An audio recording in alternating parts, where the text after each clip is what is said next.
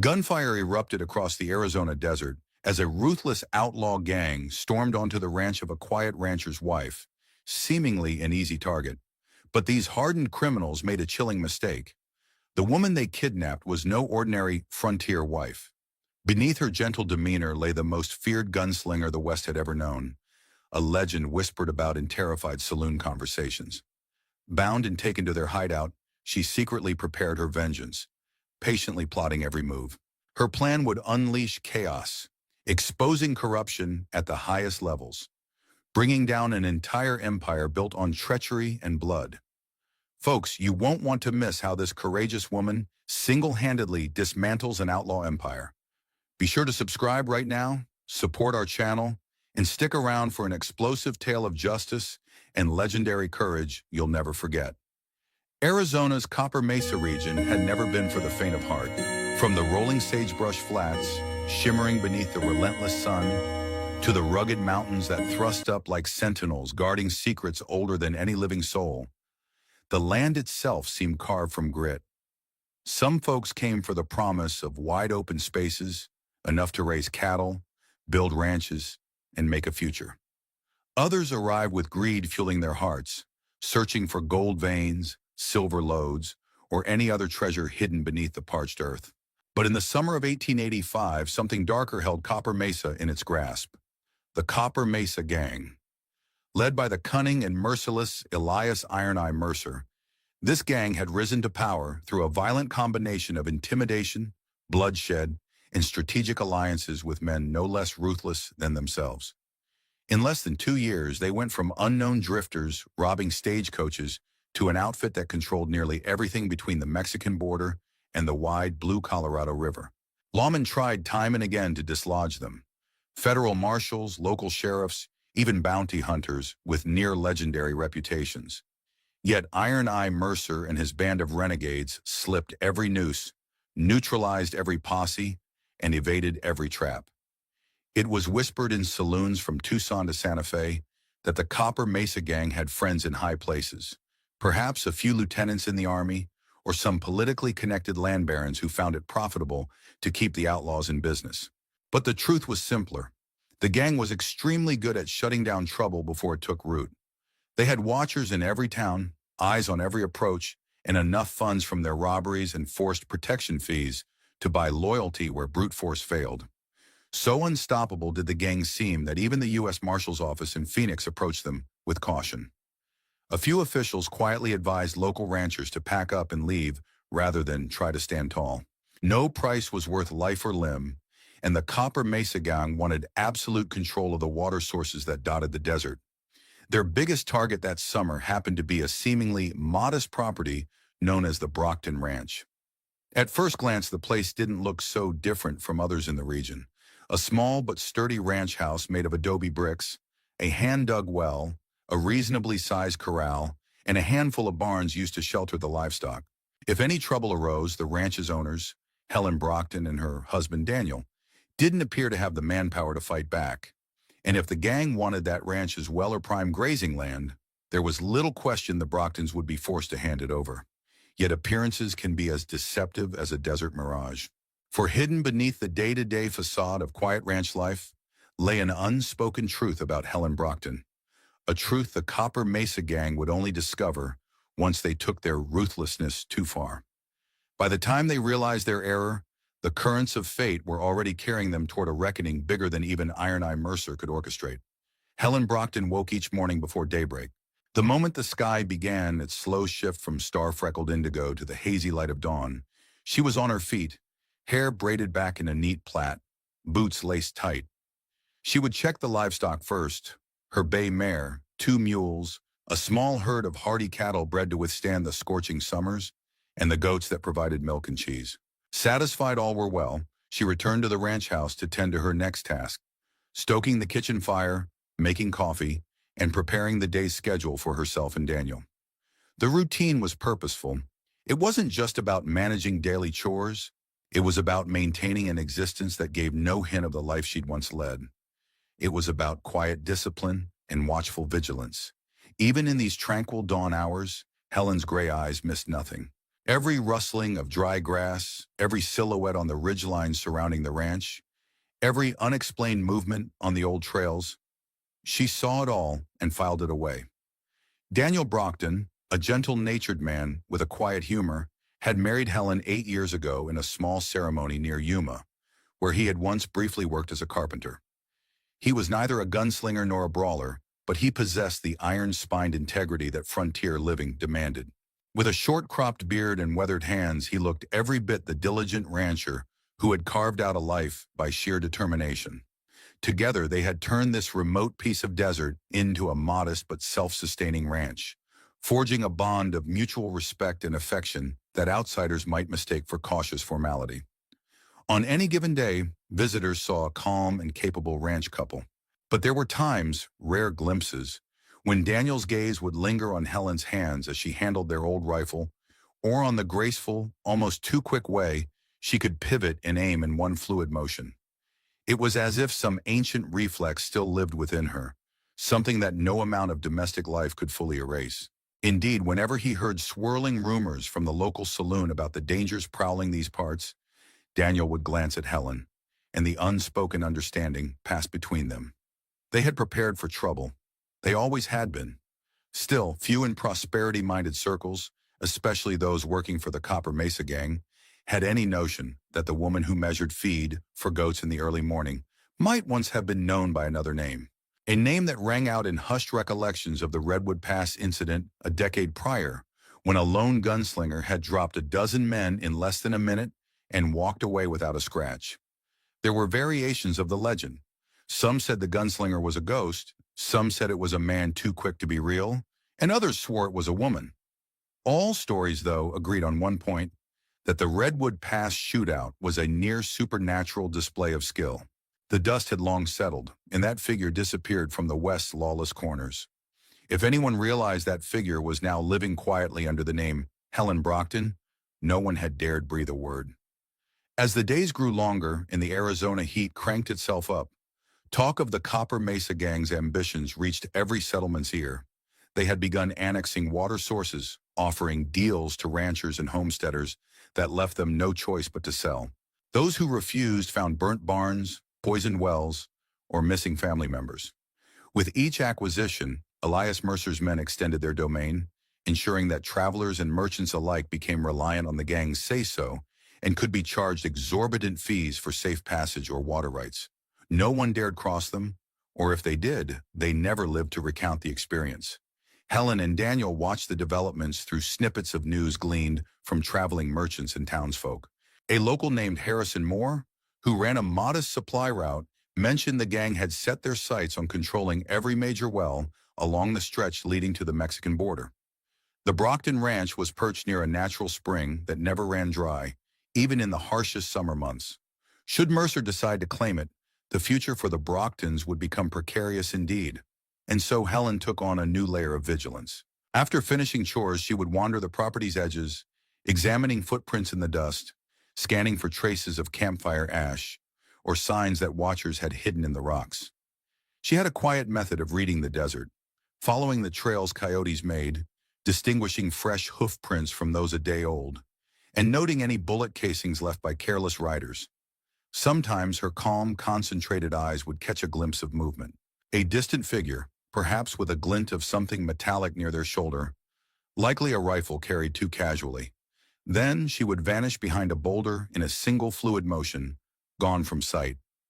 From that vantage, she might watch the watchers, mentally mapping their approach and posture. Daniel trusted her instincts. He never questioned why she examined the horizon with the intensity of a hawk, or why she quietly carried a small revolver beneath her apron. In truth, he found comfort in Helen's readiness.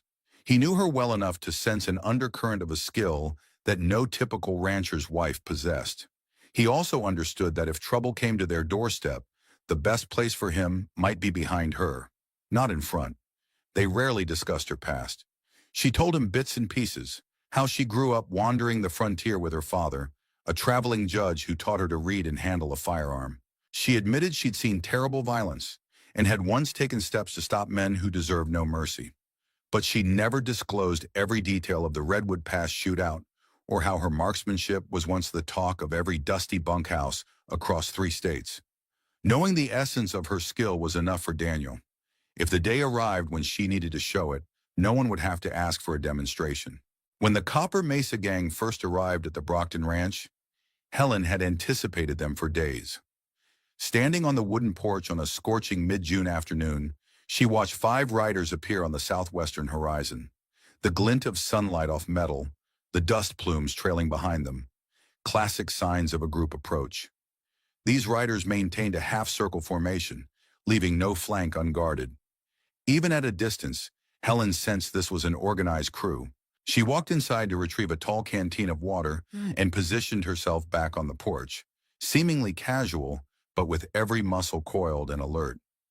Daniel, having observed the riders, finished stashing certain items, a ledger of land documents, and more importantly, an old trunk containing a particular revolver and a small stash of ammunition hidden under the floorboards. He joined Helen outside, leaning against a post as if engaged in idle conversation. "They're coming from the south, from that old foot trail that leads near the canyon," he remarked softly. "They're not locals. Locals would use the main track." Helen nodded. "Likely from Mercer's group, come to negotiate. Let them talk." Her tone was calm, measured. "But watch their hands and be ready to move inside if I say so." Within minutes, the 5 men rode up. The lead figure, a heavy-set man with a pockmarked face, dismounted while the others kept their horses in a tight arc behind him. He removed his hat with exaggerated politeness. "Afternoon, folks. Name's Clive Thorne. Got business with the owners here." Helen offered a tight smile. "We're the Brocktons. Go ahead, speak your piece." Clive's grin bared yellowed teeth. "I come on behalf of Elias Iron Eye Mercer. You might have heard of him." "We might have," Daniel said warily. "Well, Mercer's found that life's easier when neighbors see things his way," Clive explained, letting the threat hover in the simmering air. "We aim to purchase your ranch outright. Pay in gold, no fuss, no trouble. We think you'll find the offer generous." Helen arched an eyebrow. "We're not selling. This place is our home." Clive's men exchanged glances, some chuckling under their breath. The lead messenger pretended to look saddened. "Shame about that. This region's about to see some changes. Big changes, if you catch my meaning. Folks who sell now, they do so with a pocket full of gold and no regrets. Those who don't, well," he paused to let the weight of his words land. "Trouble has a way of finding them, especially with so many outlaws roaming around." Helen kept her composure, her voice like quiet steel. "You can tell Mercer we respect his reputation, but our land isn't on the market." Clive gave a theatrical sigh. "Suit yourselves. Iron Eye's not a man who likes hearing no. You've got a few days to rethink your position. After that, we'll be back. Could be tomorrow. Could be next week. And if you haven't changed your mind by then, you'll regret it." He twisted his lips into a mocking grin, stepping back toward his horse. "Now, missus," he said, "I'd hate to see this place burn down or have your livestock vanish. So do think carefully." With that veiled threat, he and his men spurred away, leaving a swirl of dust in the ranch yard, the tension lingering like an uncoiled rattlesnake. The dust hadn't even settled before Helen turned to Daniel, her expression unchanged but a dark spark in her eyes. "They'll be back sooner rather than later," she said, voice low. "But they don't plan to come politely next time." Daniel swallowed hard. "It's just the 2 of us out here. Even if we fight, we can't hold them off indefinitely." "Shush, worried." Helen nodded. "We're not going to fight them head on, at least not in the way they're expecting." She glanced around the yard, letting her gaze rest briefly on the small outbuilding that housed the ranch's tools. "I've spent the last few days double-checking the perimeter. If they come in force, we won't stand a chance toe-to-toe. So we have to be smarter." Inside, as the sun dipped low, they planned. The immediate notion was to move valuables, and that included her special revolver, into a more secure hidey hole. If the gang came in the dead of night to surprise them, they needed quick access to weapons without advertising it. They also discussed an evacuation plan. Which direction offered the best chance to slip away should the ranch be overrun, where a hidden water cache lay waiting in the desert, and how they might signal for help from any passing lawman. But the law in these parts was ironically tethered by Mercer's reach.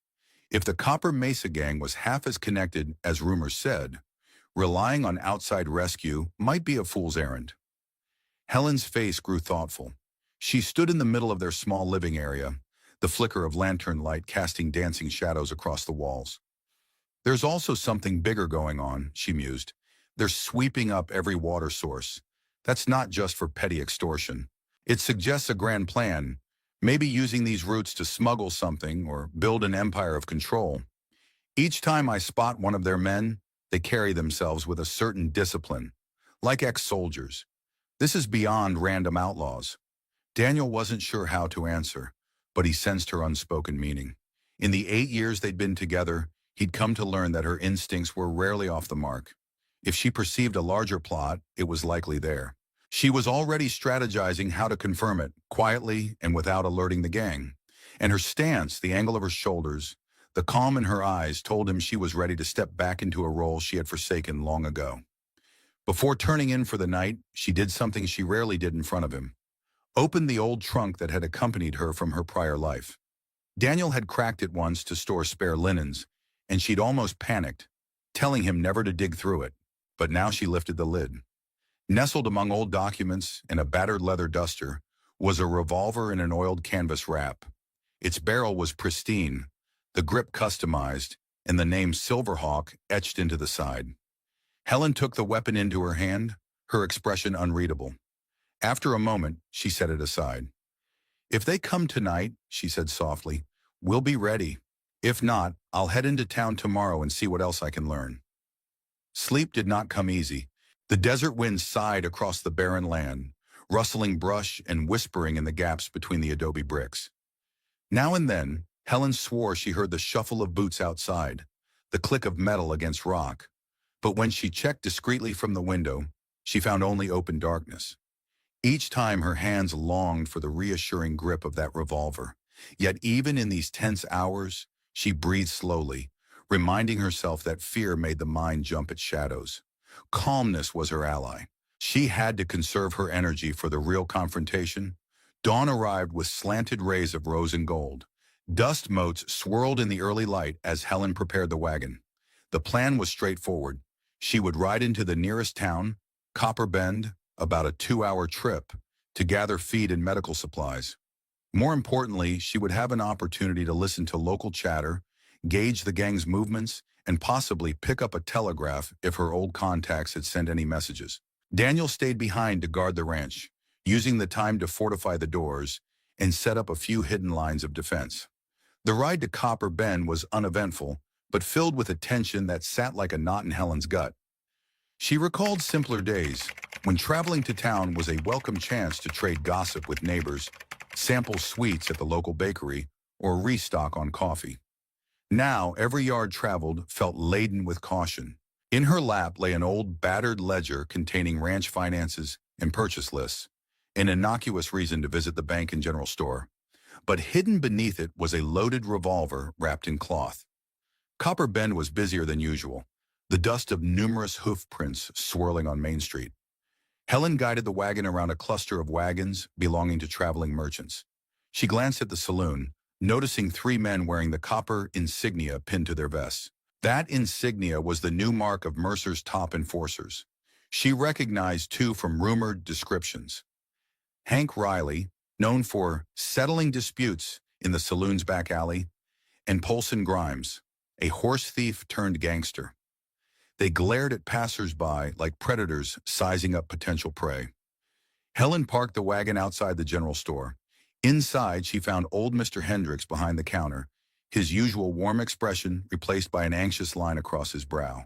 As she ordered flour, sugar, and a few small items, she slipped a hint of her real purpose into the conversation. "Seems the trails are getting crowded with fellas wearing copper pins," she remarked casually. "Heard they've been taking an interest in water rights, maybe driving up land prices. Must be good for business." Hendricks grimaced. "Not for us folks who gotta live here. They keep raising protection fees. My shipments cost more every month. Last week they threatened to break my son's legs if I didn't pay up." He dropped his voice. "If you've any sense, Mrs. Brockton, you'll do as they say, whatever that might be. They're unstoppable now, Rumor is they have connections to some big shots in the cavalry. Federal forces can't touch them. Helen's gaze flickered. She lowered her voice further. They've already made an offer on our ranch. We refused. Hendricks stared at her as if she'd grown a second head. Then you'd best reconsider. I've seen what they do to holdouts. No piece of land is worth going up against those devils. Helen gave a small nod of thanks and gathered her supplies, stepping out into the street just in time to catch a snippet of conversation from the men wearing the copper pins. They were grumbling about some unfinished business at a ranch a few miles out of town. She paused, adjusting a crate in her wagon, listening closely without making direct eye contact. Ah, got no word from the boss yet, one man grumbled. But you know Mercer wants that well. If them Brocktons won't sell, we'll take the place by force. Helen's pulse quickened, so the timetable was speeding up. She climbed into her wagon seat, heart pounding, but her face remained carefully composed. She snapped the reins, guiding her horse away from the store. Her plan had been to also stop by the telegraph office, but she decided that might draw too many eyes. For now she had what she needed, confirmation that Mercer's men were getting impatient.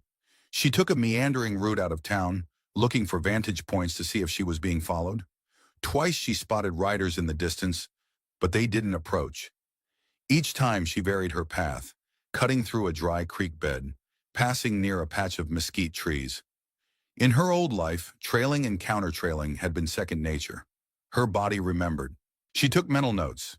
The reflection of a spyglass from a ridge, the footprints that looked fresh in the dusty bank, the way a cluster of crows took flight at a spot where no traveler should have been. By the time she reached the final stretch leading home, she was certain no one was directly behind her. Daniel stepped from the corral when she arrived, sweating from hours of repair work on the property fence. Without greeting her verbally, he offered a subtle nod, an unspoken question about whether she had gleaned new information. She responded with a single, grim nod. Inside, away from prying eyes, she relayed everything she had heard. The men with copper pins, their talk of taking the ranch by force, and Hendricks' bleak warning. They'll come soon, she concluded, scanning through the supplies she'd purchased. We might not have days. Could be they strike tonight if they're bold, or in a day or two. She paused, meeting Daniel's worried gaze. They're not just bandits. They're organized, ex-military perhaps. And Mercer's bigger plan might tie in with cavalry or out-of-territory shipping. I'm not sure yet, but I do know we can't simply wait for them to overrun us. Daniel nodded, inhaling shakily. What do we do then? Helen's lips curved in a slight, determined smile. They think we're an easy target. Let them keep thinking that. Sometimes the best way to root out a snake pit is to let them think they've already triumphed. That evening, Helen double-checked the ranch's defenses. Over the past few days, Daniel had installed reinforcing beams behind doors and shutters, turning each potential entry point into a barricade. She tested each board, each nail, ensuring they were sturdy but not so obvious as to raise suspicion should the gang's scouts peek through windows. Next, she inspected the hidden compartments in the floor, verifying her old Silverhawk revolver and a lever-action rifle were secure and easily accessible. Ammo, packed in small belts, was spread around the house, stashed behind furniture or in baskets of feed, so that no matter where they might get cornered, they could reach ammunition. From the barn loft, she watched the sun sink into a blazing red horizon. The desert's hush was broken only by the distant call of a coyote. She felt the dryness of the air cling to her lungs. Memories of Redwood Pass swirled in her mind. She recalled the thick tension before that legendary showdown. Although the Redwood Pass incident had started as a small-time feud among outlaws, it escalated into a gunfight that left half a saloon's patrons dead. She had stepped into that fray to protect innocents, or so the rumor went. Some said she drew her weapon in self-defense. Others swore she'd come specifically to kill a band of murderers. Helen rarely spoke of it, but the memory remained. The crack of guns, the blur of bodies, the ring of bullet shells on the floor. She'd walked away wounded and furious, determined never to be forced into such bloodshed again. Now, more than a decade later, she realized fate might push her into a similar conflict. While Helen kept watch from the loft, Daniel quietly worked on one more measure: tripwires. He ran thin cords from fence posts to small bells or clusters of old tin cans around the perimeter. It wasn't a sophisticated alarm system, but it might give them a few extra seconds of warning if a group approached under cover of darkness. Better to have a jangle of cans than an ambush right in their living room. Around midnight, the moon gleamed silver across the desert floor, and a suffocating silence descended. Helen remained alert, scanning with her father's old spyglass from a vantage point. A few times, she glimpsed shapes passing across distant ridgelines, but they never ventured closer. Maybe the gang was biding its time, confident that the Brocktons would break under fear alone. Or maybe they planned a massive strike at dawn. Either way, Helen refused to be caught off guard. She stayed awake until the first hints of morning. Only when the sky began turning pale did she allow her shoulders to relax, waking Daniel from his dozing at the kitchen table. They both recognized that the lull before the storm had grown shorter. Each sunrise could be their last as free ranchers on their own land. Daniel made a pot of coffee, and they sat together in the pre-dawn quiet. "When this is all over," he said softly, "let's consider a trip up north. See the pine forests. I hear the summers there aren't so scorching." Helen placed her hand on his, a rare display of affection when tension ran high. "I'd like that," she replied, "but first, let's make sure we still have a home to come back to." Paragraph 9, word count 585. At noon the next day, as the heat shimmered off the desert, another pair of riders appeared. This time, they came brazenly through the front gate. One rider carried a parchment scroll. The other kept his hand near his revolver, scanning the yard. Helen and Daniel stepped onto the porch, carefully presenting themselves as a couple either curious or mildly concerned, but not outwardly hostile. The first rider called out, "Helen and Daniel Brockton, we bear a message from Elias Mercer." He dismounted, walked to the porch, and handed over the scroll. "You're invited, well, more like summoned, for a direct discussion at Camp Mesa tomorrow midday. The terms are simple. Accept Mercer's final purchase offer or expect retribution." Helen calmly took the scroll.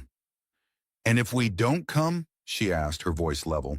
The rider's lips twisted into a nasty smile. "Then Mercer will come here. And trust me, ma'am, you'd rather talk terms in his camp than have him set foot on your property with all his men." Without waiting for a response, the pair remounted and rode off.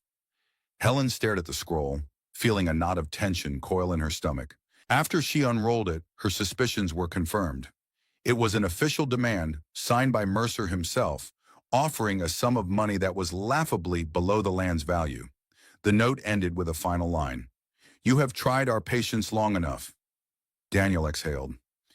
"Looks like we either walk into their territory or wait for them to invade ours." "Neither option is a good one," Helen agreed. "But going to them might give us an advantage. We'll see what they have in place. How many men, maybe get a glimpse of the bigger picture. If I walk away from that camp with enough knowledge, we can plan a real defense. Or at the very least, call on outside help if there is any." She rolled the parchment tightly, pressing her lips together in deep thought. "Yet it's a risk. If they sense a trap or realize who I am, they might take me hostage." Daniel's eyes flickered with worry. "Is that wise?" Helen met his gaze. "We have to find a weakness. The ranch's well is important to them, but I suspect they have bigger ambitions. If I can glean that information while playing the frightened wife, we might exploit it." She paused, chewing her lower lip. "But I'll need your promise. If something goes wrong and I don't come back soon, you'll do what we planned. Get our documentation, ride to the nearest outpost with a working telegraph, and send for help." Although Daniel's jaw tightened, he nodded. They'd had this conversation before. A plan to alert certain old contacts Helen had once hinted at. Men who owed her a favor from the Redwood Pass days, or so she claimed. They spent the rest of the day making careful preparations. Daniel moved his personal rifle to a hidden slot in the stable where he could grab it if needed. Helen packed a small sidearm in a discreet holster under her riding skirt, a weapon easily overlooked if the coppermen patted her down. Tomorrow at midday, she would ride to Camp Mesa, stepping willingly into the lion's den. It was a gamble, but that was the path forward. Dawn arrived clear and bright. Helen spent the early hours settling her chores, feeding animals, and kissing Daniel goodbye with a lingering embrace. She wore a plain brown skirt and a loose white blouse, her hair gathered in a simple twist.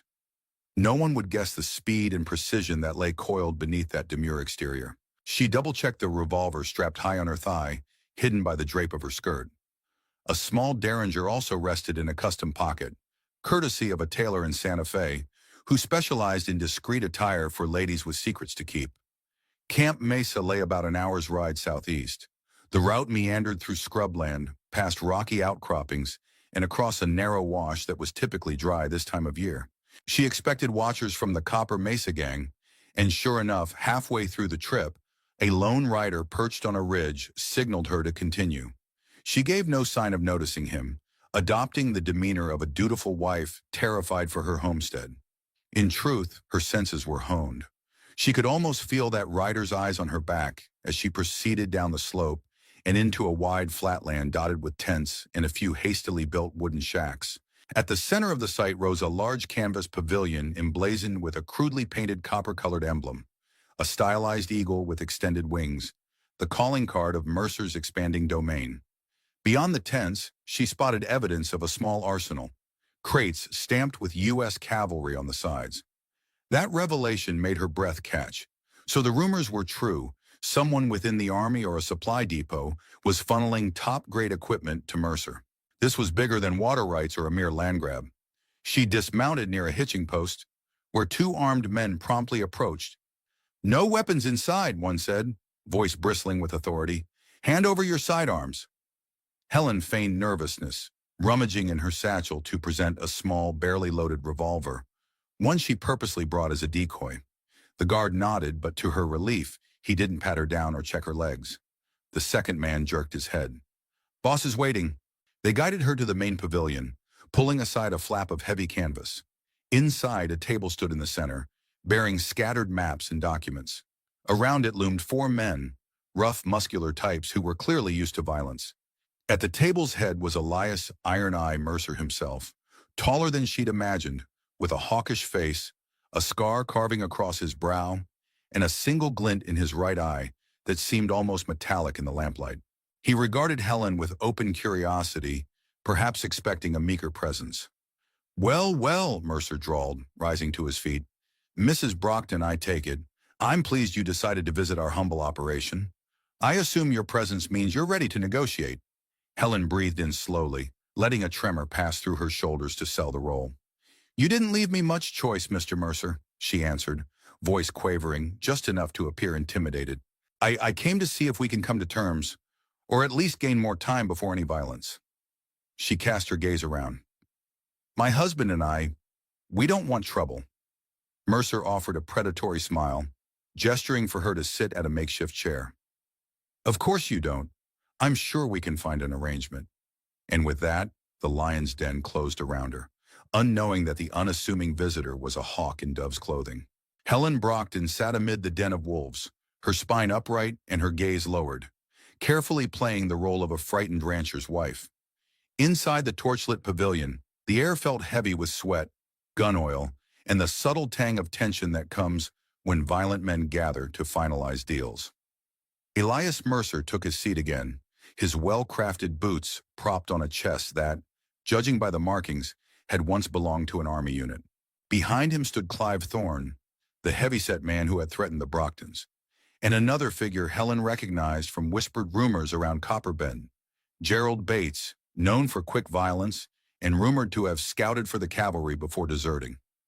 Laid out on the table were various documents that caught Helen's eye. Ranch deeds from the region, water rights certificates, and some official-looking papers stamped with the insignia of the War Department. No doubt these were pieces of the larger plot linking Mercer's ambitions to the black market dealings of certain corrupt army contacts. She willed herself not to stare at them too pointedly. "Now, Mrs. Brockton," Mercer said, leaning forward with practiced charm, "I'm a man of business. I see an opportunity in these lands, especially the water sources. You and your husband have a fine well that never runs dry from what I hear. Properly tapped, it could supply thousands of head of cattle, mine to be precise, and if we reach an agreement, you'd walk away with a handsome sum of gold." Helen let her shoulders slump a little, as though defeated. "We've heard the rumors that you want all the wells so you control who can water their herds. Some say you're smuggling arms, and the land provides cover from the law. She paused as if frightened by her own bold words. But that's none of our concern, truly. We just, we just want to keep our ranch.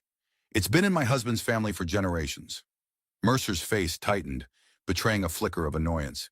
Your loyalty to that patch of desert is touching, but this territory is changing. Men of vision are shaping a new frontier. If you don't adapt, you'll be left behind. Or buried. Clive Thorne rumbled a quiet chuckle. Better to be left behind than buried, he whispered. Helen bit her lip, feigning a reluctant surrender. If we sell, we'll be forced to start over somewhere else, in a land we don't know. The price you offered might not be enough. She forced a quiver into her voice, letting it tremble at just the right moment. Mercer lifted a brow, his calculating gaze raking over her. We're not in the habit of haggling. Our first offer was the kind one. After that, folks usually see the wisdom in cooperation. Is there something we can do to expedite your acceptance? She caught a glimpse of the men behind him exchanging glances, a silent exchange that suggested a plan B existed, likely involving guns in a violent takeover. Her pulse hammered, though she controlled her breathing. She needed more. More intel on the troop movements, more insight into how these criminals coordinated with potential cavalry contacts, and specifically how soon they planned to seize her ranch. All the while, she had to keep them from suspecting she was anything but a frightened rancher's wife. Mercer leaned back, tapping the hilt of his revolver with one gloved finger. Let's not waste each other's time. You come here alone, which tells me you're either very confident in your negotiation skills or desperate. My guess is desperation. His lips curled into a grin that carried neither warmth nor mercy. So I'm prepared to be gracious. I'll extend my offer for another 3 days. That's when my men move out again to finalize certain expansion efforts. If you haven't signed by then, the next time I come knocking will be with more than just a piece of parchment. Helen swallowed audibly, letting the dryness in her throat become apparent. 3 days meant something significant in Mercer's schedule. Perhaps a final push to occupy or secure strategic wells across the territory. If she could glean more details about that timeline, maybe she could sabotage or expose it. Thank you for the extension, she stammered, shifting in her chair. My husband will be relieved you're giving us some time to think. Mercer smirked. Don't mistake mercy for weakness. When I decide to claim something, I claim it fully. If I have to run you off your land, or worse, I'll do it without a second thought. But if you comply willingly, it saves me trouble, and no one gets hurt. She gave a small nod, her gaze flitting briefly to the documents on the table. Maps with circles drawn around water sources, dotted lines connecting these points to trails leading out of Arizona and into neighboring territories. You must have big plans, she said softly, gesturing timidly to the maps. I've never seen so many wells scouted. Are you building a ranching empire? His eyes narrowed, scrutinizing her. For a tense second, she wondered if she had overstepped, if her curiosity might tip him off that she was more than she appeared. But then Mercer let out a bark of laughter. That's one way to put it, he said, though I prefer to call it forging a new economy. We have certain associates who need a secure supply route. Controlling water along the route ensures we control the flow of goods. That yields profit, much more than your modest ranch could ever dream of. Imagine caravans that pay us to drink from the wells, men who see no alternative if they want to keep their stock alive. Helen forced a nervous chuckle, as though impressed by his cunning. Sounds profitable, she said in a subdued tone. Inside, her mind whirled. So it was a supply corridor they sought, likely for arms or contraband. The official stamps on those crates near the pavilion still danced in her memory. If the gang was working with cavalry deserters or shady quartermasters, they might move stolen weaponry across the border. For that, a secure, well-watered route would be essential. One of the other men cleared his throat. We done here? Boss, we gotta load the next shipment before sundown. Mercer nodded as if dismissing Helen. Indeed. Mrs. Brockton, you have your 3 days. Make sure I get the answer I want. Otherwise, you'll wish you'd never tested my patience. Helen was escorted from the pavilion by 2 lower-ranked gang members, who seemed more bored than suspicious. They led her to her horse and allowed her to ride out freely. The sun was high and scorching, but she barely felt the heat over the swirl of her thoughts. She had gleaned enough to confirm that Mercer's agenda was bigger than land extortion. He was entangled in a sophisticated smuggling or arms-running scheme, using land acquisitions as stepping stones to form a continuous chain of water sources from the heart of Arizona to the border. If successful, the entire region's lifeblood, its water, would be under his control. She took a circuitous route home, scanning for tails. This time she detected a lone rider trailing a half-mile behind. Probably Mercer's man, making sure she headed straight back, not off to some lawman's outpost. Helen maintained a casual pace. Never letting on, she was aware of the pursuit. Once she stopped under a lone mesquite for a brief rest, checking her canteen and letting her mare drink. The rider held off, staying behind a ridge. Satisfied that she was harmless, he didn't try to close the distance. Back at the Brockton Ranch, she found Daniel exactly where she expected, in the barn, going through the hidden compartments to ensure everything was in place. When she dismounted, he hurried over, worry etched in his features. "Did they hurt you, or threaten you more directly?" She shook her head. "No new bruises, just new deadlines. They gave us 3 days to sign or forfeit everything. But there's more." She detailed everything she'd observed. The smuggling angle, the suspicious crates, the War Department stamps, and Mercer's mention of a major move in 3 days. Daniel listened, a mixture of alarm and resolve settling in his posture. 3 days, he repeated. That's precious little time. Helen pulled him deeper into the barn, away from potential eavesdroppers. "We have to assume they'll come in force if we don't agree.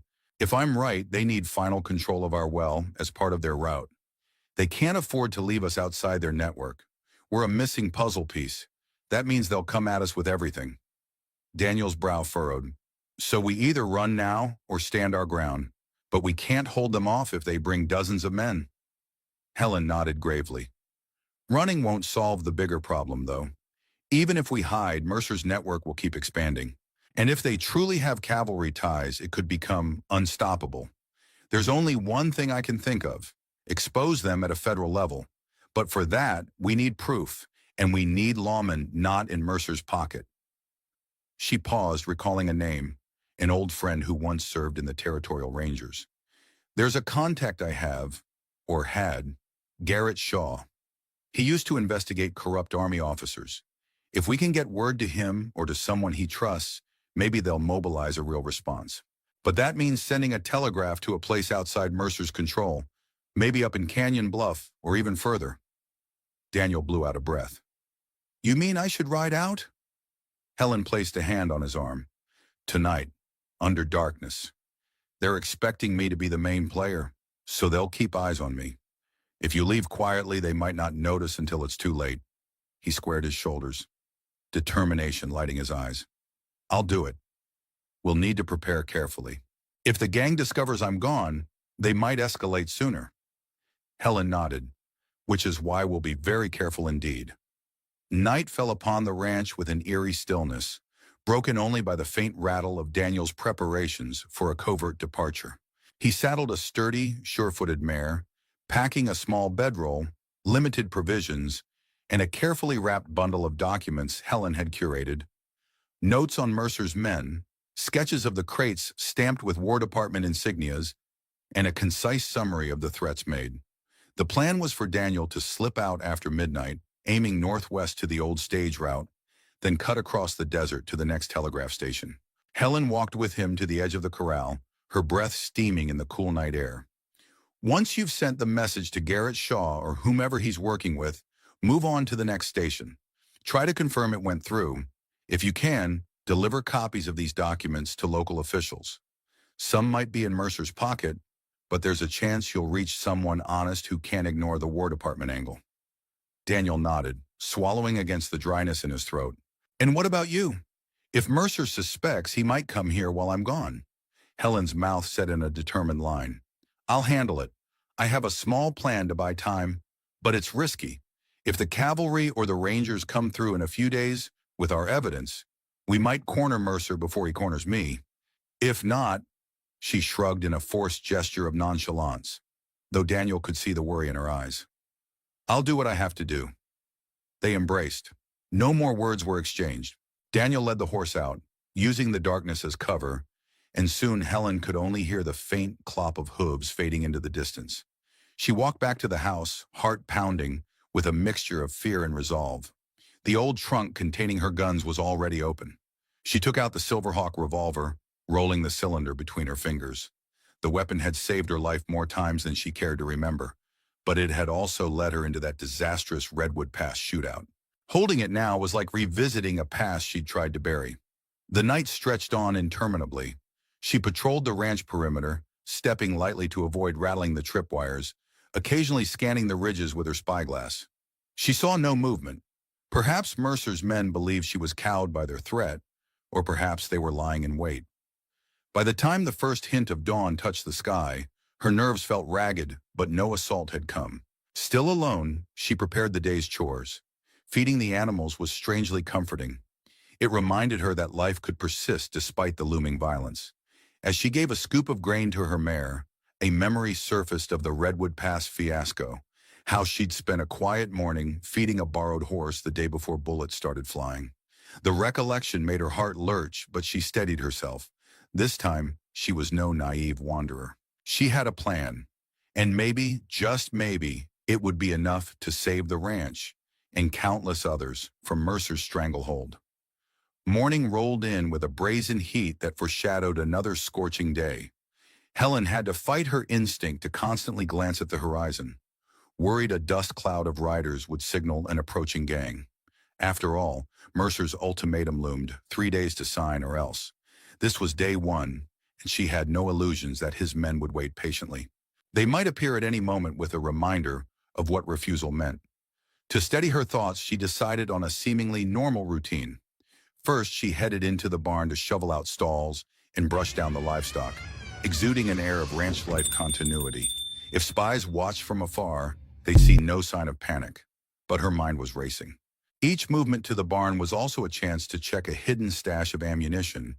Each trip to the shed, a reason to confirm her improvised barricades were still workable. By mid-morning, she decided it was time to head back into Copper Bend, or at least appear to. She readied the wagon, loaded a few crates of goat cheese and smoked meat, items she could sell in town, hoping this normalcy might lull the watchers. Inside her blouse was a small ledger listing every suspicion she had, coded in a personal shorthand she'd developed years ago. If she got the chance to slip it to a friendly local, maybe the information would spread. The route to Copper Bend felt oddly deserted. When she arrived, the usual bustle of townsfolk in the midday heat was subdued, as if they sensed trouble brewing. She pulled up at the general store. Mr. Hendricks eyed her from behind the counter with a fearful glance, and she realized why. In the corner stood a pair of men sporting those copper insignias. They followed her every move with predatory interest as she dropped off some produce for sale and took a short list of supplies in exchange. Helen forced a smile, made small talk, then exited, ignoring the crawling sensation on her spine. Outside, in the glaring sunlight, she considered a stop at the telegraph office. But as she guided the wagon that way, she spotted yet another copper insignia man leaning on the rail. He tipped his hat at her with a smirk. Not good. They were definitely monitoring all communications. She pretended her horse had a limp, pulled the wagon up short, muttered something about needing new horseshoes and turned around. Retreating back to the open desert seemed safer than poking further into a nest of vipers. En route home, she diverted onto a side trail, heading up a rocky slope that overlooked Copper Bend. From that vantage point, she observed the comings and goings. A supply wagon arrived carrying crates that looked suspiciously like more stolen army goods. She noted the route it took, southward, presumably toward Mercer's main camp. The puzzle pieces aligned: supply lines, water sources, and armed men controlling each step. She dismounted, scribbling notes in her coded ledger, then resumed her journey home. Throughout it all, she never spotted Daniel on the horizon, which was good. If she didn't see him, hopefully Mercer's men didn't either. That afternoon, upon returning to the ranch, Helen was not surprised to see a lone rider waiting by the porch. He was tall, with lean muscles and a face weathered by desert life. She recognized him at once. Gerald Bates, the scout she'd met briefly at Mercer's pavilion. There was no friendly wave, just a cold gaze. "Good day, Mrs. Brockton," he said flatly. Boss wants an update. Thought I'd come check if you've changed your mind about signing over that land. Helen lifted her chin. Still thinking. I told him we needed time. Bates's eyes slid over her, lingering a moment too long. I noticed your husband isn't around. He off trying to find a buyer for your ranch on better terms? The question was laced with suspicion, as if he suspected Daniel might be contacting outside help. Helen shrugged. He went to see a doctor in Canyon Bluff. His chest pains have been acting up again. Stress can do that, you know. It was a calculated lie, delivered with a practiced nonchalance. If Bates suspected anything, Helen's calm would hopefully plant a seed of doubt. Bates grunted. Hope for his sake he's back soon. The boss doesn't like delays. He turned his horse around. Me and a few of the boys might ride by later, see how you're faring. Hate for you to be alone if you're feeling vulnerable. She forced a tight smile, though her stomach churned at the veiled threat. I appreciate your concern, she said. He nodded once, spurred his horse, and took off at a leisurely trot, disappearing into the desert haze. Helen watched him go, heart pounding. She knew full well he'd be scouring the area for tracks, possibly discovering Daniel's absence. She needed to cover any sign that Daniel had left during the night. The next hours were spent doing just that. She brushed away hoof prints near the corral, rearranged the feed to look like it had not been touched since morning, and left certain chores half-finished, signs that a man might still be around, stepping out for a moment. She also left her and Daniel's bed unmade, tossed a pair of his boots by the door, and scattered some tools in the yard. Anything to maintain the illusion that Daniel was simply out for a short ride or resting inside. When dusk fell, she lit 2 lanterns, one in the living room and one in the bedroom, so silhouettes might appear against the curtains, giving watchers the impression 2 people moved about the house. It was a delicate dance of shadows. More than once, she peered out through a gap, scanning the yard for any sign of watchers. She saw none but refused to trust the darkness. The desert was vast and Mercer's men were cunning. They could be a quarter mile away, observing through spyglasses. Her mind drifted to Daniel. She prayed he had reached the telegraph station safely. Every moment he was away increased the danger. But if he succeeded, the reward might be saving not just their ranch, but a swath of the territory from Mercer's tyranny. By the second day, the tension coiled like a rattlesnake ready to strike. Helen's sleeplessness took a toll, but she pushed through, knowing that exhaustion was a lesser enemy compared to the lurking threat from the Copper Mesa gang. She fed the animals, checked the tripwires, and took a moment to make coffee on the stove. As she sipped, she replayed every detail of her conversation with Mercer in her mind, searching for clues about his next move. 3 days. That meant tomorrow was the deadline. Around mid-morning, a dust cloud announced the arrival of several riders. Helen's pulse quickened. This wasn't one man coming to snoop. This was a group. She stepped out to greet them with her stomach tightened, heart pounding. The men were the usual suspects. Clive Thorne, Polson Grimes, and 2 more she hadn't met. They were armed to the teeth. Clive dismounted, hooking his thumbs in his gun belt. "Where's your husband?" he demanded, dispensing with any pretense of politeness. Helen summoned her best exasperated sigh. "Still away. His health took a bad turn," she said, letting irritation color her tone. "Is it not enough that I'm here to speak on our behalf?" Polson Grimes snorted. "We're tired of waiting. Iron Eye wants an answer by tomorrow, and we're here to encourage you to decide correctly." Helen stood firm, hands on her hips. "I told Mr. Mercer already. I need to talk it over with Daniel. He should be back today or early tomorrow. If Mercer's so insistent, he can ride out here himself." She deliberately sounded piqued, hoping to play on their arrogance. Clive's eyes narrowed. "Watch your mouth, woman. We're giving you a chance to resolve this peacefully, but you're not making it easy." He gestured to one of his men, who slid off his horse and headed toward the barn. "We're going to look around. Make sure you're not hiding anything.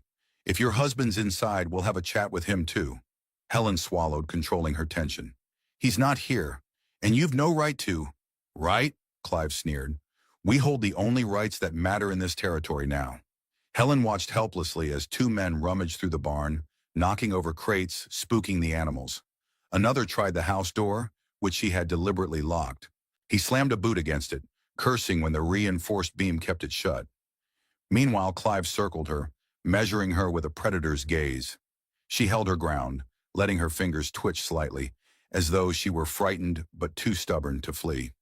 "You got some nerve," he muttered. "But that nerve won't save you if you keep stonewalling us. Where's your husband really gone?" "Canyon Bluff," she repeated, voice turning icy. "Ask Dr. Wilcox if you don't believe me. That's the only physician he trusts." One of the rummaging men shouted from the barn, "Boss, she wasn't lying. No sign of that fella, but they got store goods and what looks like day-to-day ranch stuff. Nothing unusual."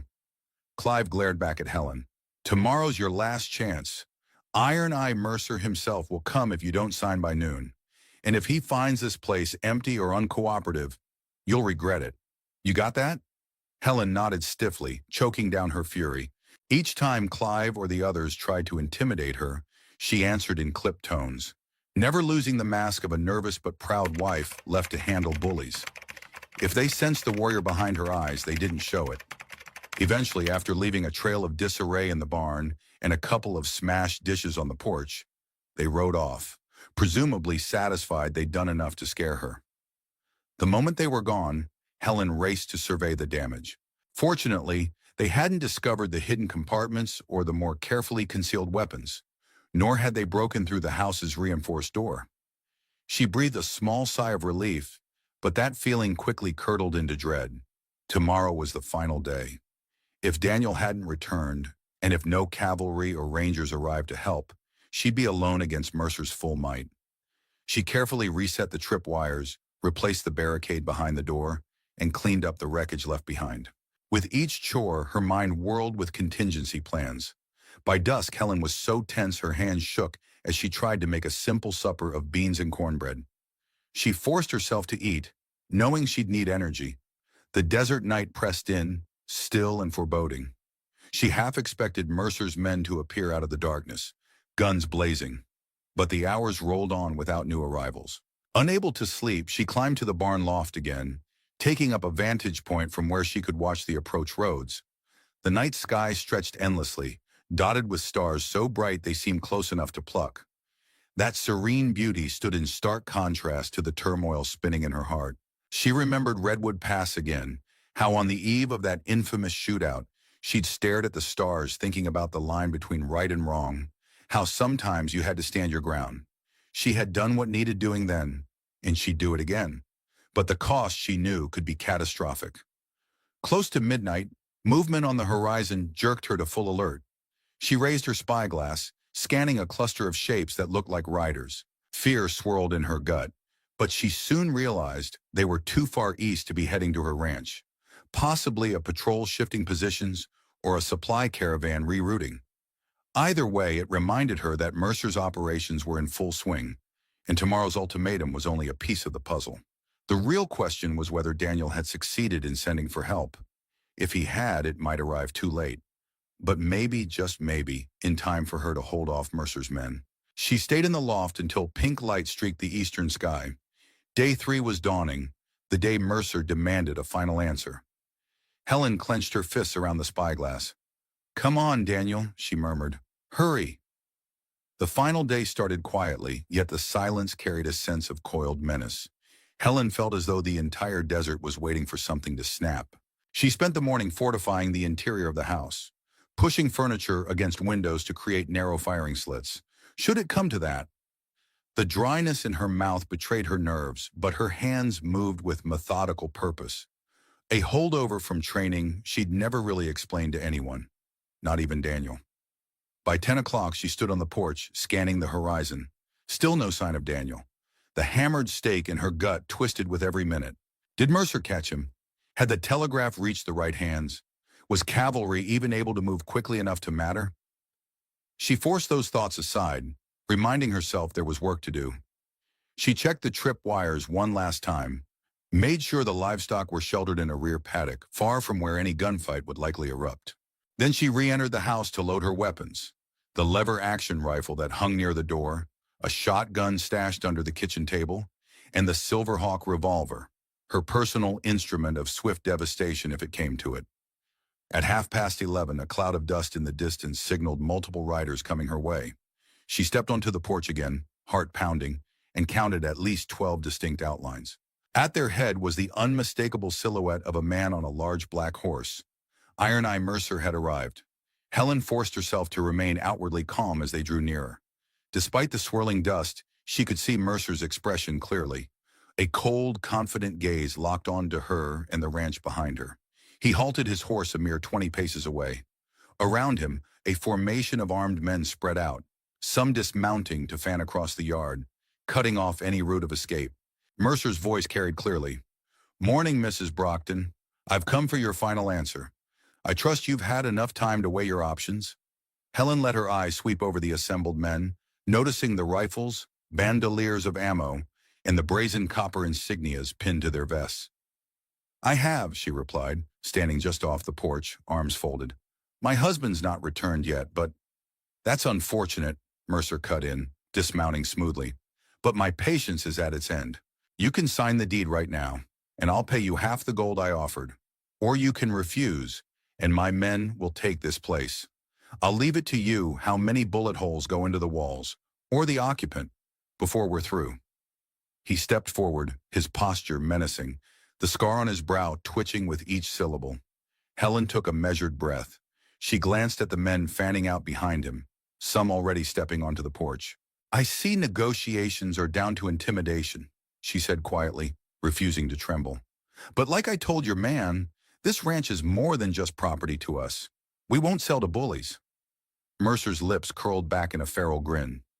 "Then you've just made the biggest mistake of your life." He snapped his fingers, and two men stepped forward, brandishing ropes. "Tie her up. We'll search every inch of this place, flush out that husband if he's hiding, and sign the deed ourselves if need be. Saran." Helen stood her ground, but as they advanced, she allowed a flare of genuine anger to well up. Enough was enough. She turned slightly, letting her hand drop behind her skirt as though out of fear. In a flash, she drew the Silverhawk revolver and aimed it squarely at the first man's chest. Time seemed to slow. The men faltered, caught off guard by the sudden transformation of a seemingly meek ranch wife into a steely-eyed gunslinger.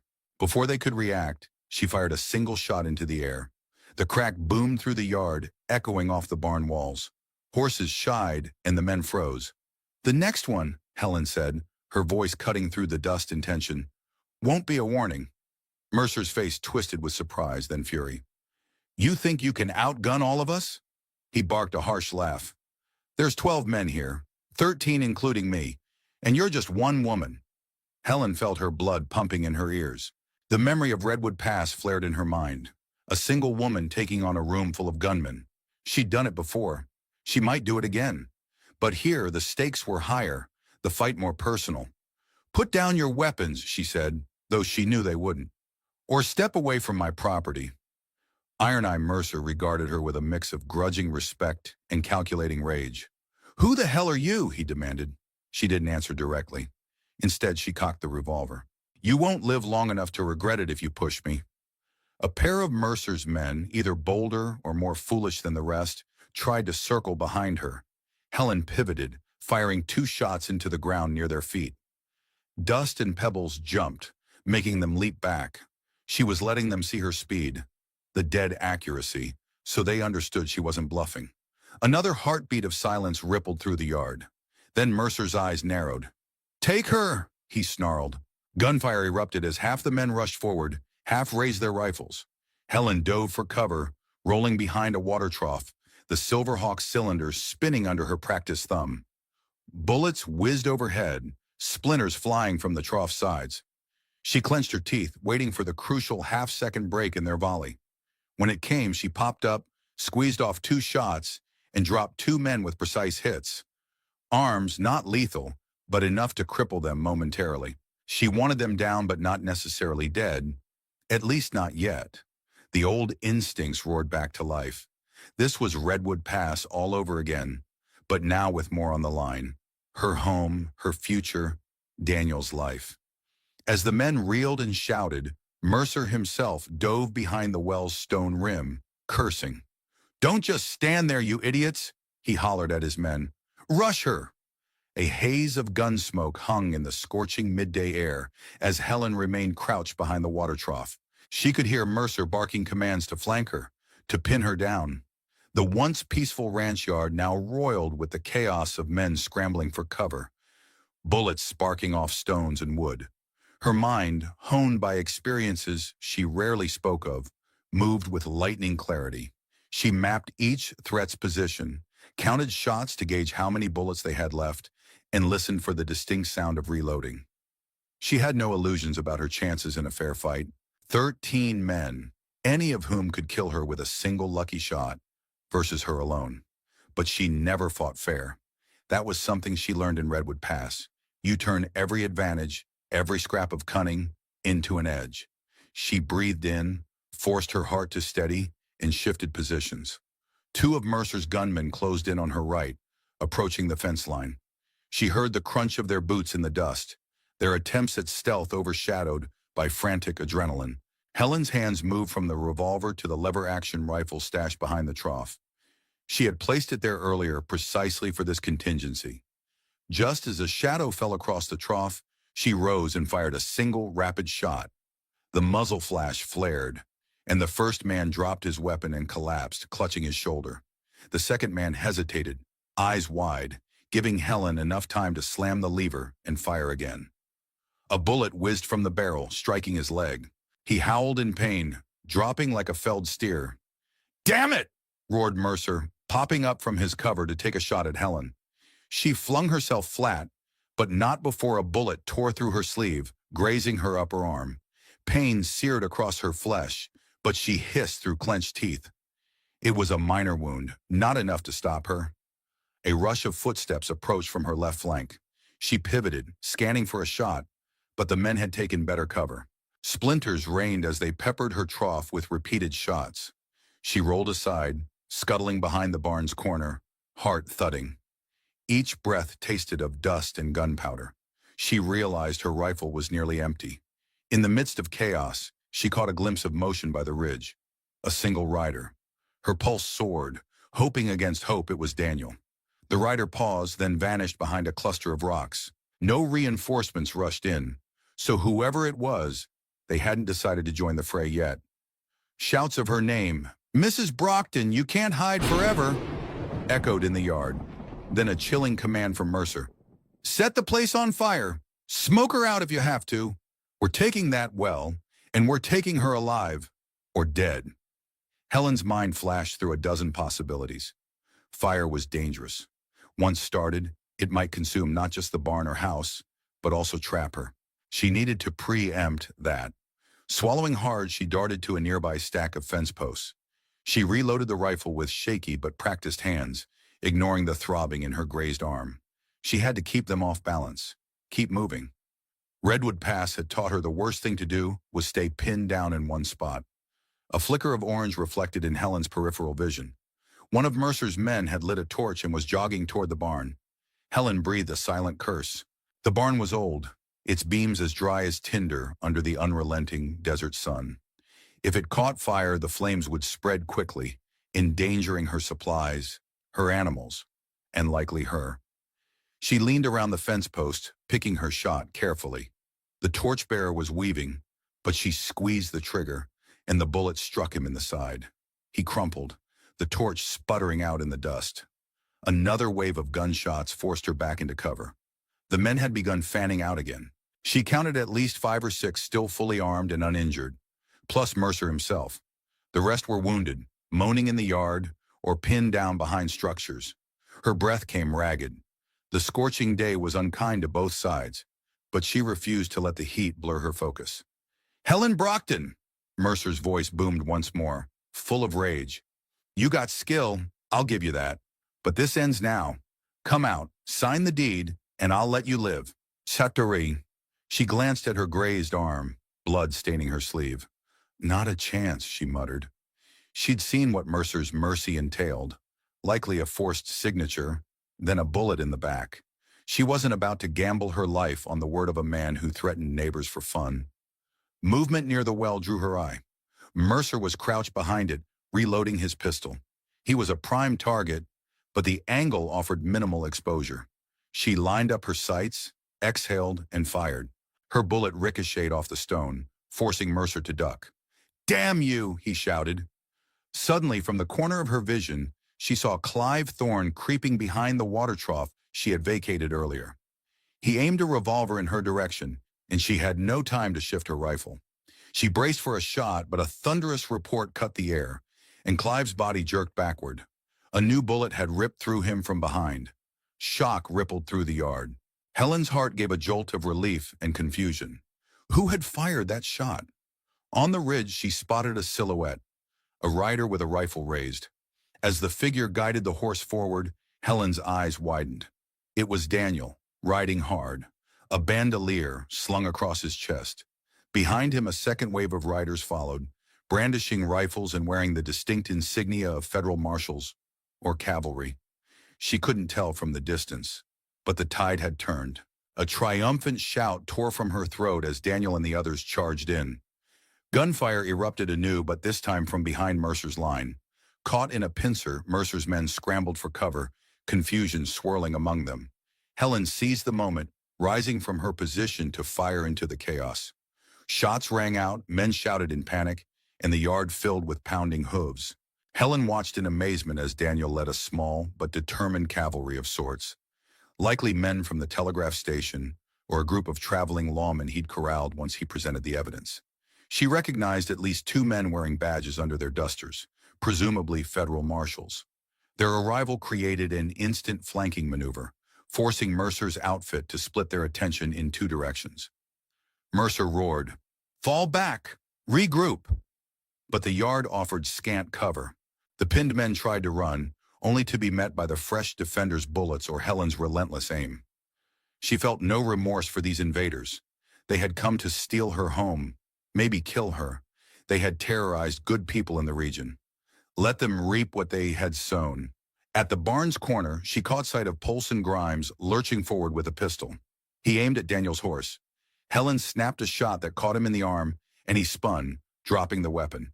Then Daniel's new allies closed in, guns fixed on the man, who threw up his hands in surrender.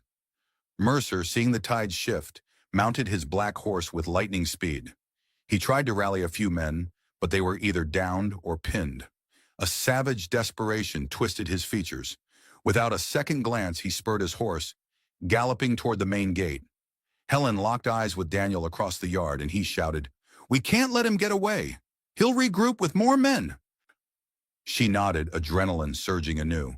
She sprinted to the stable, ignoring the throbbing in her wounded arm, and flung herself onto her own horse, a sturdy bay with speed to match the black stallion.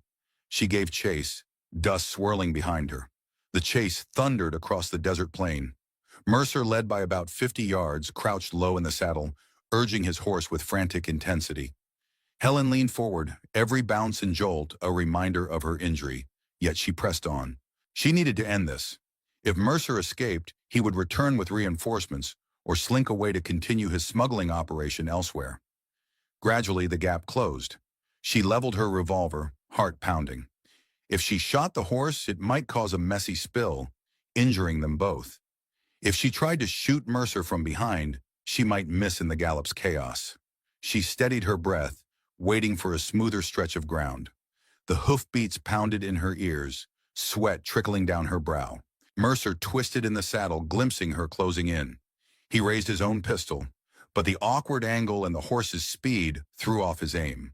A wild shot rang out, the bullet whining off a distant rock. Helen saw her chance. She took aim, exhaled, and fired. The bullet caught Mercer's shoulder. He jerked, his grip failing. For a moment he tried to stay upright, but the pain overcame him. He toppled from the saddle, hitting the ground hard. Helen reined her horse to a sliding stop, dust billowing around her. She dismounted, the dryness in her throat nearly choking her. Mercer lay sprawled on his side, groaning, one hand pressed against the bloody wound in his shoulder. His pistol had skittered several yards away. He glared at her, eyes full of venom. You don't know what you've done," he spat, each breath labored. "There are bigger players involved. I'm just a piece of the puzzle. Kill me, and someone else will step in." She caught her breath, leveling her revolver at him, though she sensed he couldn't put up further fight. "Then I'll deal with the rest," she said, her voice ice cold. "Or let the law do it." A bitter laugh escaped his lips. "The law? Huh.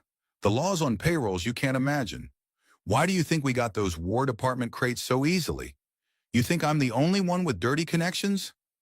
Helen narrowed her eyes. She suspected as much from the start, but hearing Mercer confirm it stoked a fierce anger. This was about more than just her ranch. A network of corruption threatened the entire region. Her frustration at the crooked system surged, but she refused to let it paralyze her.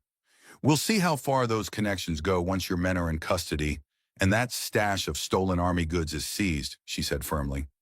Hoofbeats approached. She turned to see Daniel and two marshals riding up, dust swirling around them.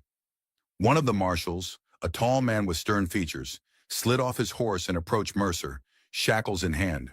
Elias Mercer, by authority of the Federal Marshal Service, you're under arrest for extortion, attempted murder, and smuggling government property. Mercer groaned in protest, but the marshal yanked him upright and snapped irons around his wrists. Helen holstered her revolver, letting the adrenaline fade slightly. Then she turned to Daniel, who swung down from his saddle. She noticed the sweat, the dust caking his face, and the relief shining in his eyes. You made it back, she whispered, stepping closer, ignoring the throbbing pain in her own arm. Thank God, he nodded, breathless. Barely. I got your message to some honest folks. These marshals were riding through Canyon Bluff. They checked your evidence and agreed to ride with me at first light. I was praying we wouldn't be too late. Helen's gaze drifted toward the horizon, where smoke still hung from the brief skirmish at the ranch. You arrived right on time, she said softly. Then she winced as the pain in her arm flared. Daniel spotted the blood and gently guided her to a rock to sit.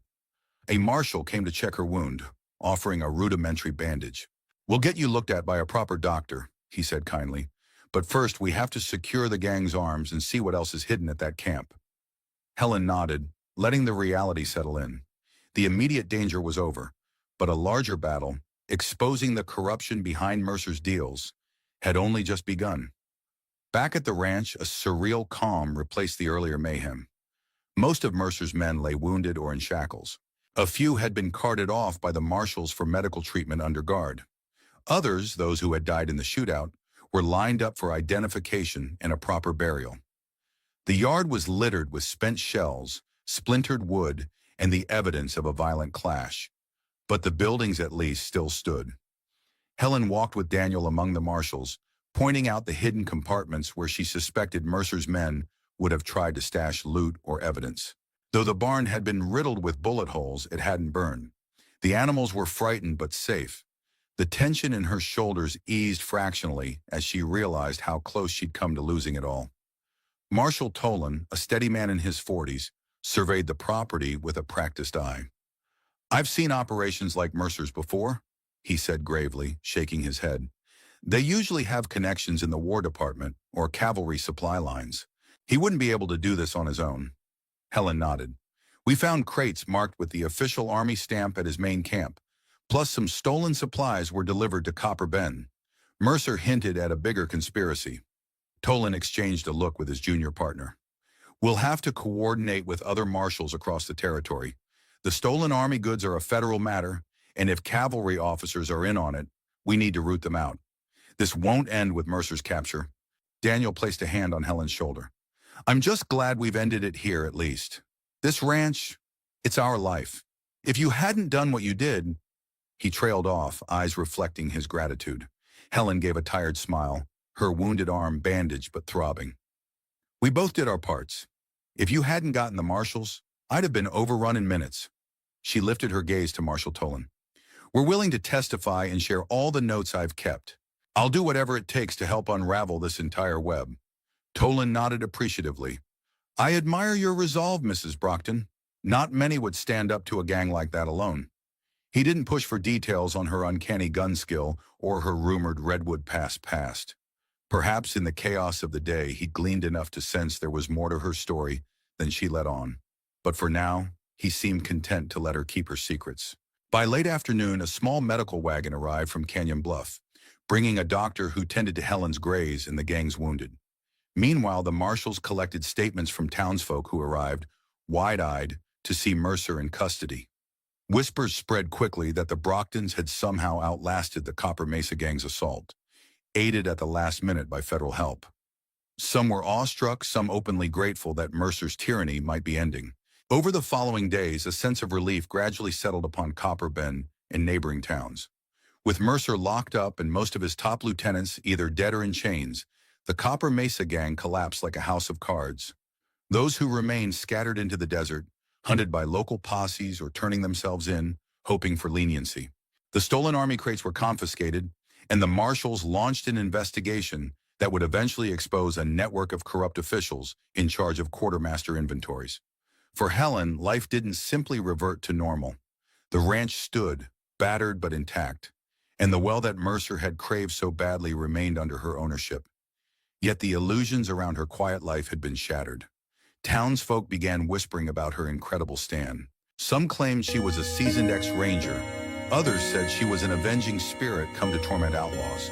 A few older drifters, who remembered Redwood Pass, whispered in hushed tones, "Could that be the ghost from Redwood Pass? The woman who took down a dozen gunmen in under a minute?" Helen, for her part, avoided such rumors. She tended to the ranch, helped Daniel with repairs, and cooperated fully with the marshals when they needed statements or details. Her bandaged arm healed slowly, but it was a small price to pay for victory. Each morning she woke to the solace of her land not under siege. She was free to feed the livestock without scanning the horizon in dread. Daniel sensed a change in her, though. She no longer carried that silent tension, as if a piece of her had been released by confronting Mercer. The Redwood Pass chapter of her life was forcibly reopened, and in a way, resolved. No longer would she live in fear of being discovered or letting her old instincts come to the surface. Instead, she embraced the knowledge that, when necessary, she could fight for what was right, for her home, and for the freedom of honest folks. One afternoon, Marshal Toland stopped by with an update. "We're sending Mercer and his top men by train to Yuma Prison in a week," he explained, resting his hand on the pommel of his saddle. "We've also got enough evidence to go after some folks in the cavalry who were clearly funneling supplies to him." "You did us all a good turn, Mrs. Brockton. Men like Mercer don't often see the inside of a cell, let alone hang for their crimes." Helen nodded, quiet satisfaction in her eyes. "I'm glad it's ending," she said. "What about Copper Bend? The townspeople need reassurance that this won't happen again." Toland gave a grim smile. "We've stationed extra marshals there for now. Once word spreads that Mercer's finished, the vultures will likely move on. It might take some time to clean the territory of all the corruption, but this is a strong start." He fixed her with a respectful gaze. "And if you ever want to consider working with us, teaching us a thing or two about how you took down a gang single-handedly, you'd be welcome." Helen managed a laugh, though it carried a note of bittersweet resignation.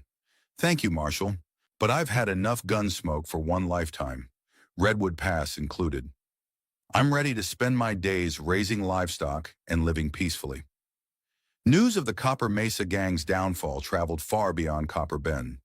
Reporters from Phoenix arrived, looking for heroic stories of vigilante justice. But Helen refused interviews, politely directing them to the marshals for official statements. The rumor mill, however, churned out its own versions. Over drinks in saloons, travelers recounted how a lone rancher's wife outdrew half a gang and then forced them to surrender. The truth was more nuanced. She had help from Daniel and the marshals, but the legend grew faster than tumbleweeds in a windstorm. Daniel saw how these tales weighed on Helen. Whenever she rode into town, passers-by stared. Whispers followed her. "That's her, the woman who took down Mercer." She handled it with quiet grace, tipping her hat and moving on. But as soon as they got home, she sighed, her shoulders drooping. One evening, as they sat on the porch, she admitted her discomfort. "All I ever wanted was a normal life," she confided, eyes on the fading sunset. "I fled Redwood Pass because I was sick of living by the gun, of being on the run. Now I'm back in the spotlight, even if I never asked for it." Daniel placed a comforting hand on hers. "I know, but you can't help that you did something extraordinary. Again. People are bound to talk." She nodded, lost in thought. "At least we can stay here, keep building our life. The rest is just noise." She paused, smiling softly at him. "You were pretty extraordinary yourself, you know. Rounding up marshals, racing back in time. That was no small feat." He chuckled, squeezing her hand. "I guess we make a good team." They lapsed into companionable silence, watching the moon rise over the desert. The same desert that had nearly become a battleground for Mercer's grand scheme was now peaceful, if only for the moment. Helen closed her eyes, letting the soft night breeze brush her cheeks. She recalled her father's words from long ago. A gunfighter's life is quick and uncertain, but the measure of a person isn't in how many draws they win. It's in what they stand for when it matters. She had stood for her home, her husband, and for the well-being of others oppressed by the gang. Her father would have been proud. In the following days, as the marshals packed up Mercer and his men for transport, Helen and Daniel started the slow task of returning to normal. Their porch was repaired, bullet holes patched. The barn got a new door. Scorch marks were scrubbed away. Animals that had scattered or cowered during the assault were coaxed back. Slowly, methodically, the ranch breathed life again. Sometimes townsfolk stopped by, bringing pies or small tokens of thanks. A few left notes expressing gratitude for driving off the devil. Helen accepted these gestures politely, always clarifying that she hadn't fought alone. But the stories persisted, and folks insisted on calling her a hero. She learned to smile, nod, and gently change the subject. One bright morning, about 2 weeks after Mercer's arrest, Marshal Tolan rode up to the ranch with a stranger in tow, a lean, broad-shouldered man wearing a cavalry jacket without insignia.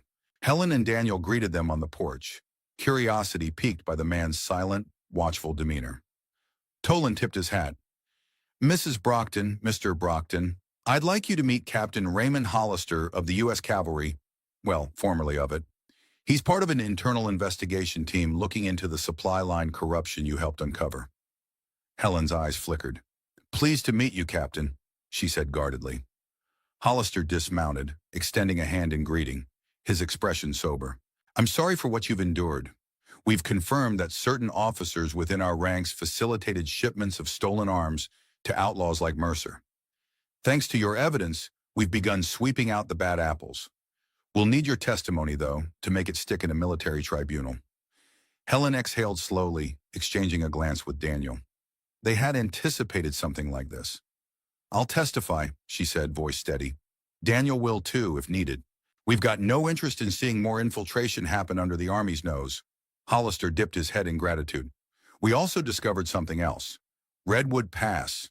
Your name came up in records that indicated you might have been working as a civilian marshal or something. It's not entirely clear." His gaze shifted, filled with curiosity. A tightness coiled in Helen's chest. Redwood Pass was her old ghost. She could sense Tolan quietly stepping aside, letting her decide how much to reveal. She forced a calm smile. "I was involved in Redwood Pass, yes, but that was a long time ago. I was younger, impulsive. I did what I had to do to protect innocent people." Hollister studied her face, then nodded. "Well, it seems you haven't changed much, Mrs. Brockton. Still protecting the innocent, it seems. On behalf of the cavalry, those of us still loyal to the oath, thank you." She offered a polite nod. In truth, she felt a burden lift slightly, as though Redwood Pass were no longer a shameful secret, but a stepping stone to something better. The conversation shifted to practical matters, how she and Daniel would travel to deliver statements, the secure locations they could do so without risk of sabotage, and the need to keep ongoing investigations under wraps until more arrests were made. Eventually, Hollister and Tolan departed, leaving behind a swirl of possibilities. Daniel observed Helen's contemplative mood. "You sure you're ready to talk about Redwood Pass in front of an official tribunal? It's going to bring that whole chapter of your life into the open." Helen stood by the corral fence, gazing at the horizon. "I think I am," she murmured. "Hiding from it never made it go away. If it can help expose corruption and spare others from men like Mercer, maybe it's worth telling the story." Daniel's eyes reflected warmth and pride. "Whatever you decide, I'm with you." Helen turned to meet his gaze, her expression resolute but gentle. "I know. We'll face it together, just like we faced Mercer." The horse nickered behind them, and Helen stroked its mane, eyes drifting toward the endless desert. She might never fully escape the legend of Redwood Pass, but she had found a life worth protecting and a partner who believed in her. That alone made the rest bearable. A month later, Helen and Daniel found themselves on a train bound for Yuma, accompanied by Marshal Tolan. They carried carefully preserved documents detailing Mercer's smuggling operation, alongside Helen's coded notes about cavalry corruption. Within days of their arrival, they gave formal depositions to a military tribunal. Testifying wasn't easy. Helen was grilled by stern-faced officers who initially doubted how a single rancher's wife could have uncovered such an extensive conspiracy. Their skepticism melted once she began laying out the evidence, connecting dots they hadn't noticed. Daniel supported her account, describing how the gang had threatened them and how Helen's quick thinking saved the day. When Redwood Pass came up, an uneasy hush settled over the courtroom as she recounted how that long-ago shootout forged her reputation as a formidable gunslinger. She left out nothing, nor did she embellish. She simply stated facts: the number of men who died, the reasons she took up arms. The effect was profound. Even the most stone-faced officer had to acknowledge her clarity and sincerity. In the days that followed, the tribunal cross-examined Mercer himself. He spat curses, accusing Helen of espionage and the cavalry of hypocrisy. But the overwhelming evidence, including that from other captured gang members, sealed his fate. He was sentenced to life imprisonment, with the possibility of additional charges pending the cavalry's internal review. A wave of further arrests rippled through the ranks of quartermasters and officers who had colluded with him. On their last day in Yuma, Helen and Daniel strolled through the bustling streets near the fort. The midday sun was scorching, but a refreshing breeze blew in off the Colorado River. It was a relief not to be hounded by outlaws or suspicious townfolk. Most people here were simply busy living their lives, unaware that a major crackdown on corruption had just taken place in the nearby barracks. As they passed a small park, Daniel stopped under a cottonwood tree. "So," he said, hooking his thumbs in his belt, "what's next for us?" Helen leaned against the trunk, closing her eyes momentarily to relish the shade. "We head back to the ranch," she said softly. "I want to see the goats, the horses, fix that corral gate, plant some fruit trees come spring." He smiled. "That sounds wonderful." "No more shootouts? No more secret investigations?" She chuckled, though a hint of weariness touched her voice. "Hopefully not, but if trouble ever finds us, I guess we know how to handle it." She opened her eyes to meet his, warmth and trust reflected in her gaze. "We'll do it together, like we always have." Daniel reached for her hand, and they walked on.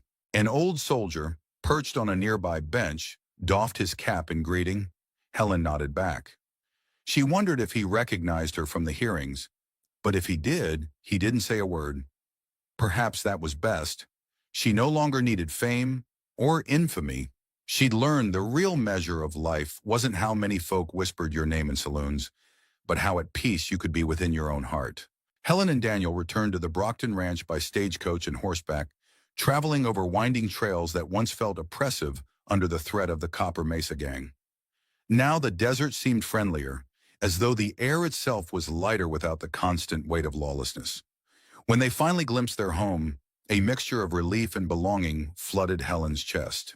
The ranch appeared exactly as they'd left it: sun-baked adobe walls, a tidy barn with a repaired door, and corrals that cradled their animals with quiet security. Helen felt her eyes mist with gratitude. This land, so humble and unassuming, had been the stage for a life-and-death showdown that ended up shaking a criminal empire. Yet it still stood, steadfast. They fell back into the rhythm of ranch work. Mornings brought the usual chores: feeding livestock, gathering eggs from the chicken coop, mucking out stalls.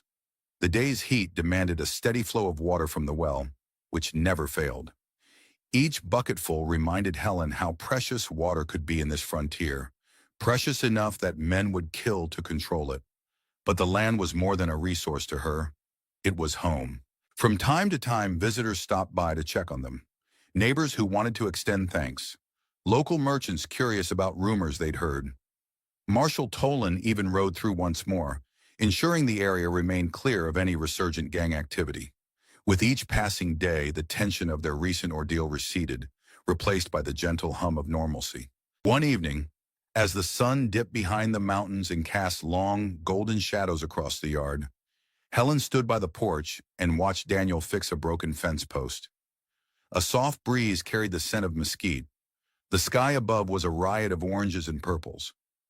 She recalled the final day of the hearing in Yuma, how an officer had asked her if she'd be willing to serve officially in the cavalry or as a special marshal.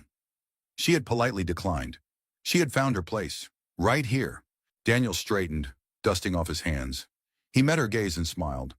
There were no words needed. The love and partnership between them was stronger than ever, forged in the fires of adversity. They had discovered a profound truth, that the greatest peace came not from hiding one's past, but from using it when necessary to protect what truly mattered. Helen walked over, linking her arm through his. Together they ambled back toward the porch, where the gentle creak of a rocking chair invited them to sit. Night songs of crickets rose around them. The stars would soon emerge, bright and comforting. They might have remained silent, content in each other's company, if not for Daniel's quiet question. Do you ever think about Redwood Pass now, after all that's happened? She let out a long breath, considering the swirl of memories. I do, she replied softly, but it doesn't haunt me like it used to. It reminds me that I can make a difference, that I'm able to stand up when no one else can. And that, sometimes, is enough. They settled into chairs, feeling the solid ground beneath them, a reminder that they had built this ranch from the desert dust. Whatever challenges lay ahead, they would face them with unwavering resolve. The legend of Redwood Pass and the battle against the Copper Mesa Gang would remain stories told in hushed admiration around campfires. But for Helen and Daniel Brockton, the only story that mattered was the one they continued to write each day on this cherished land, living in quiet strength and quiet grace. As the dust settled over Arizona, justice had finally triumphed, proving that truth and patience could indeed defeat even the deepest corruption. Sarah Hawkins didn't just bring down an outlaw gang. She unraveled an entire network of conspiracy that reached the highest ranks of power. Her remarkable courage transformed the frontier forever, turning fear into hope and chaos into lasting peace. It's a powerful reminder for us all that bravery and determination can prevail even in the darkest times. What did you think of Sarah's incredible story? Did her actions inspire you or make you think differently about justice? Drop your thoughts in the comments below. Let's talk about this together. And don't forget to subscribe and join us for more unforgettable stories.